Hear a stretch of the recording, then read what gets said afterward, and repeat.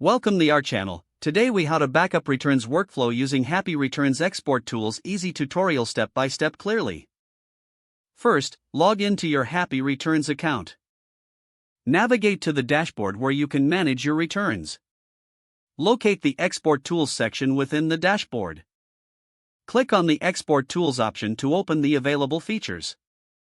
Select the type of return data you wish to backup.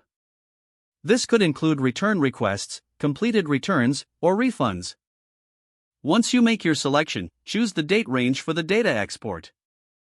After specifying the data type and date range, click the Export button. Wait a few moments as the system processes your request. You should receive a notification once the export is ready for download. Click on the link provided in the notification to download your data.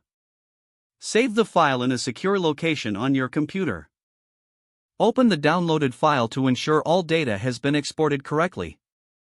If necessary, organize the exported data into folders for easier access. Consider setting a regular backup schedule to keep your returns workflow updated.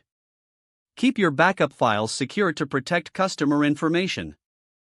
This process will help you maintain an organized returns workflow using Happy Returns export tools. If the page does not load, refresh the browser or try again in a private or incognito window. Make sure you are using the correct email address, then retype it carefully to avoid small typos. If your password is not accepted, use the reset option and create a new strong password you can remember.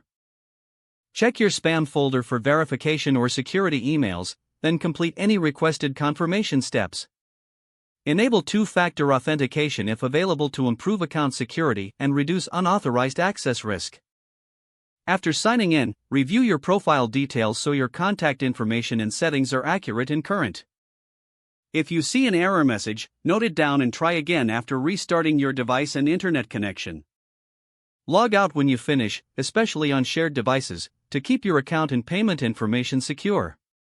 If the page does not load, refresh the browser or try again in a private or incognito window.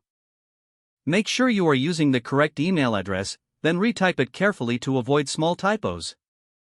If your password is not accepted, use the reset option and create a new strong password you can remember. Don't forget to like this video and subscribe to our channel for more step-by-step tech guides.